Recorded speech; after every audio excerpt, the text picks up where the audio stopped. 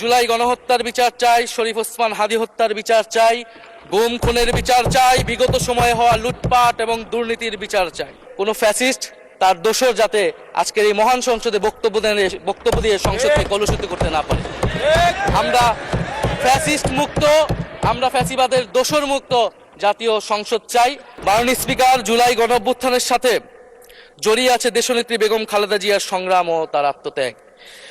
ওনার সংগ্রাম অনুপ্রাণিত করেছিল বাংলাদেশের তরুণ সমাজকে আত্মত্যাগ করতে, আত্মহুতি দিতে গণ অভ্যুত্থানে। আমরা আজকে তাকে শ্রদ্ধার সাথে স্মরণ করছি।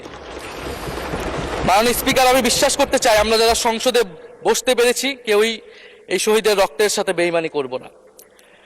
কারণ জুলাই গণ অভ্যুত্থান মানে শুধু জুলাই গণ অভ্যুত্থান নয়, এটি নতুন বাংলাদেশের আকাঙ্ক্ষা। গণভোটের রায় অনুযায়ী আমরা যেমন সংসদ সদস্য, একইভাবে সংবিধান সংস্কার কমিশনের সদস্য। আমাদের সরকারি দলের বন্ধুরা অবিলম্বে সংবিধান সংস্কার কমিশনের সদস্য হিসেবে শপথ নেবেন বলেই আমরা বিশ্বাস করি। আমরা একই সাথে গণতান্ত্রিক সংস্কারগুলো সাধন করতে চাই। 70% মানুষ গণভোটে তাদের রায় জানিয়ে দিয়েছে মাননীয় স্পিকার। গণতন্ত্রে জনতার রায় সার্বভৌম, তার উপর কোনো আইন বা বিধান চলতে পারে না। মাননীয় স্পিকার, আমরা বিচার চাই, জুলাই গণহত্যার বিচার চাই, শরীফ ওসমান হাদী হত্যার বিচার চাই, গুম খুনের বিচার চাই, বিগত সময়ে হওয়া লুটপাট এবং দুর্নীতির বিচার চাই। জুলাই মানেই নতুন বন্দোবস্ত, গণতান্ত্রিক অন্তর্ভুক্তিমূলক বৈষম্যহীন দেশ। জুলাই মানে আধিপত্যবাদ মুক্ত, ফ্যাসিস্ট মুক্ত দেশ।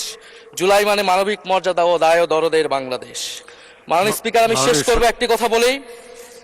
আজকে সবাই এক বাক্যে স্বীকার করে নিয়েছেন যে জুলাই গণ অভ্যুত্থানের শহীদদের কারণে আমরা এই মহান সংসদে বসতে পেরেছি এবং এই মহান সংসদে আমরা সকলেই ফ্যাসিবাদ মুক্ত, ফ্যাসিবাদ বিরোধী লড়াইয়ের সৈনিকেরা এখানে আসিছি। আপনার প্রতি নিবেদন থাকবে কোনো ফ্যাসিস্ট তার দোষর যাতে আজকের এই মহান সংসদে বক্তব্য দিয়ে সংসদকে কলুষিত করতে না পারে।